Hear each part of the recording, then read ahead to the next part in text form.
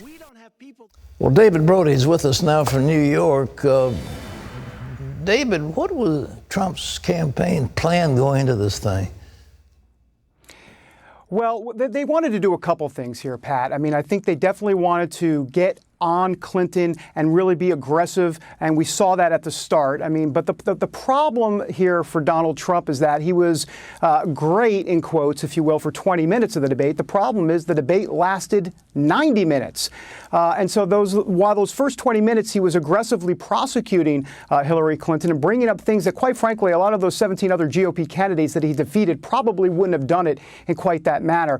He then tended to lose focus later on, and I think it really became more about the I word. In other words, we heard about him defending himself and talking about, well, I did this and I had this venture and I had that venture, and he was very much put on the defensive, and he didn't really talk about we the people. He didn't kind of bring it back to that Make America Great Again campaign slogan. And Pat, I got to tell you, if you listen to the times that he said the words Make America Great Again, one time it was at the end, about 90 minutes in. That is not good for Donald Trump, because that's what he needed to do. David, apparently he didn't do any debate prep or almost minimal debate prep.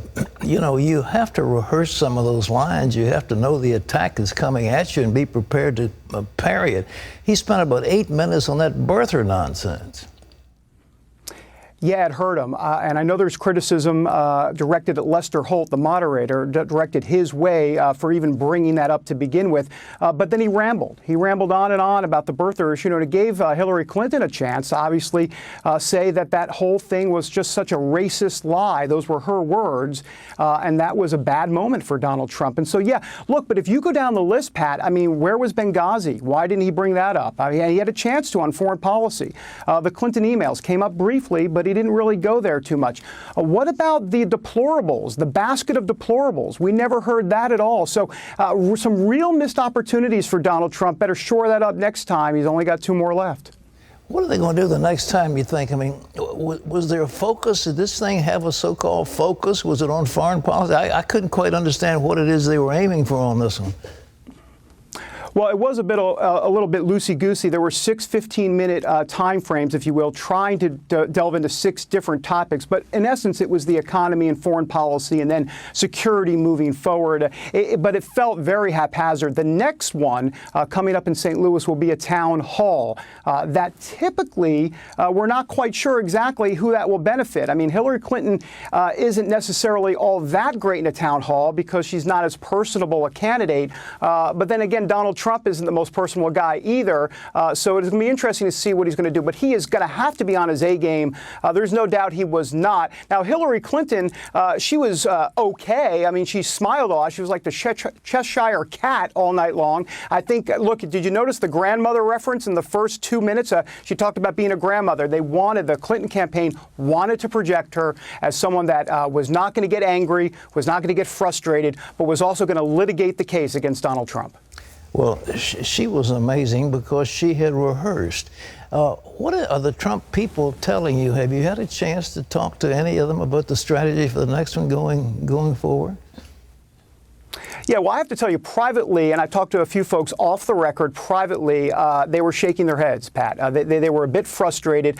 They realized that he got unfocused towards the latter half of the debate, and they realized that they have some work to do. And look, they try to put a positive spin forward. But going forward, I think they realize that they have to hit the emails more, they have to hit Benghazi, and they have to hit the basket of deplorables. Now, what he did do well, and I know that they felt that this was effective at the beginning of the debate. You notice that he talked about how Hillary Clinton's been around for 30 years and nothing has happened. Nothing's gone on. She's a typical politician. They believe that worked well. And quite frankly, it did. It was probably his best part of the debate. They will do that more. They will make sure that Trump definitely hammers that theme home a lot more coming up. You know, David, the administration right now, Obama, has put in effect, without congressional approval, a basket of regulations that are stifling to American industry and will cost probably $500 billion or $1 trillion, or maybe even more. I mean, but Trump didn't mention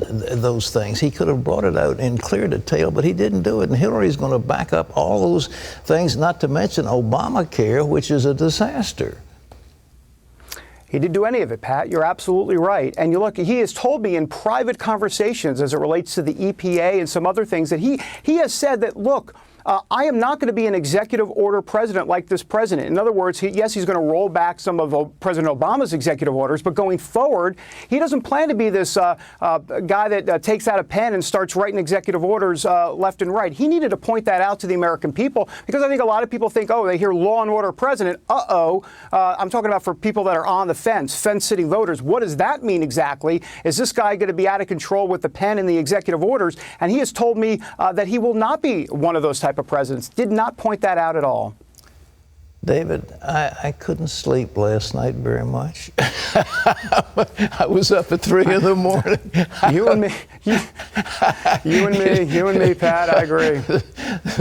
Anyhow, you know, there's no joy in Mudville for the mighty Casey has struck out. Well, we'll see if the mighty Casey can come back in the second game of the series. Well, Pat, I just want to say real quick, just one last thing to point out, that the good news for Trump here is this. We've heard the show 8 is Enough, that show in the 1980s or whatever it was. Maybe 20 minutes is enough for Trump. In other words, he did well for 20 minutes. A lot of people tune out after about 20 minutes, 30 minutes. So we will see if they're not listening to the mainstream media, maybe that 20 minutes or so will be enough to turn out not just his base, but some of those frustrated independent voters. You know, and I will also say this, Pat, very important. This is traditional from a debate standard performance. Hillary Clinton won from traditional standards. This is not a traditional election. So who knows? Well, I need to get some sleep, too. Yeah. Well, we maybe rest up for the next time. David, thank you so much. And you can also, ladies and gentlemen, get David's latest political reports and insights on the Brody File on CBNnews.com.